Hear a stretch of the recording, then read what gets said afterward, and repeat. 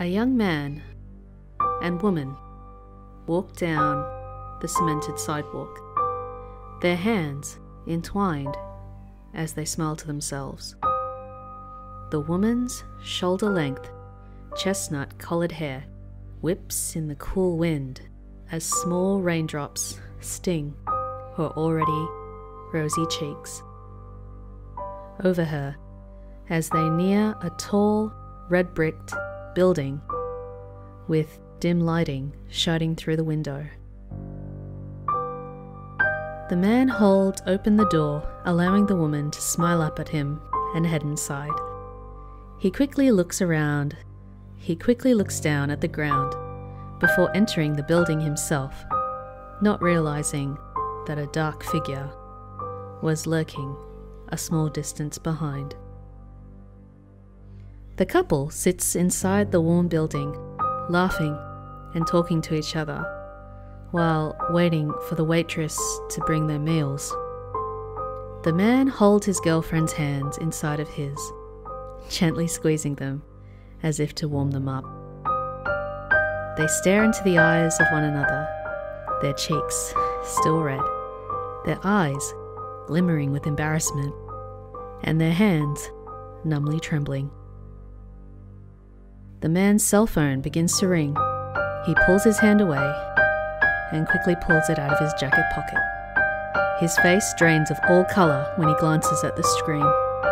His expression changes, the look in his eyes, one of panic, as he looks up at his girlfriend once more to see her head is tilted to the side and her eyes are drooped with sadness.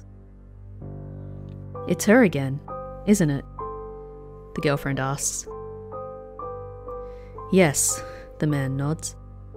"I don't know how she keeps finding me. Don't you have a restraining order, Silas?" "It doesn't matter, Charlotte. I've done everything I can to avoid her, but she just keeps coming back. We moved here for a reason, love.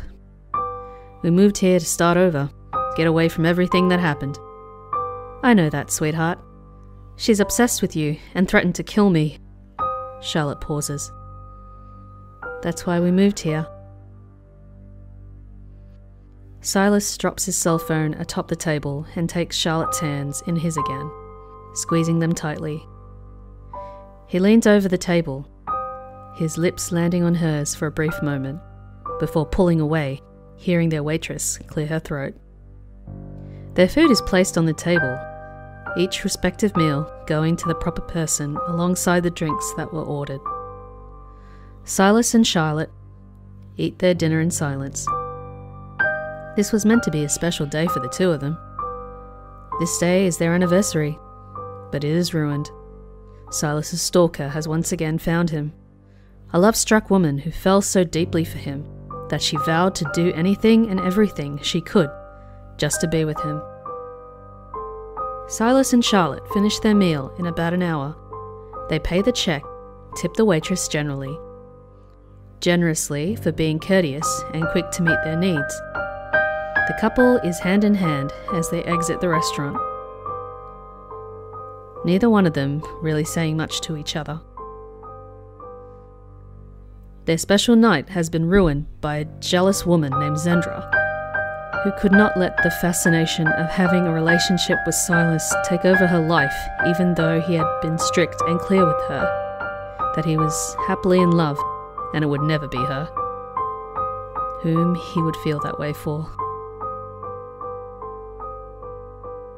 Silas and Charlotte arrive home to find their house torn apart, every room as cluttered as the next. Broken shards of glass lay on the floor. The couple just stand there, staring at the state of their home, the home they had decorated together, in the house they had shared for 3 years. It is the house they had planned to raise a family in. Something heavy hits the back of Silas's head, causing him to fall forward and land on the floor with a hard thud, while the screams of Charlotte rings in his ears. Crimson liquid spills across the cherry wood of the living room floor, seeping through the cracks and slowly drips onto the pale blue face of a young woman who has long since expired. her once dark brown irises now glossed over with a milky film. A dark figure stands beside the woman, looking down at her as a menacing but satisfied cackle sounds in the room. "All you had to do was leave him alone," a quiet voice says. The figure turns around, a knife in hand, as the hood covering their head is pulled back to reveal dark brown hair, light tan skin, and the darkest brown eyes imaginable. Silas is tied up to a wooden chair, a t-shirt stuffed in his mouth to muffle his screaming. Silas squirms in the chair. "I told you I would do anything that I could to be with you, even if it meant getting rid of Charlotte," Zandra says.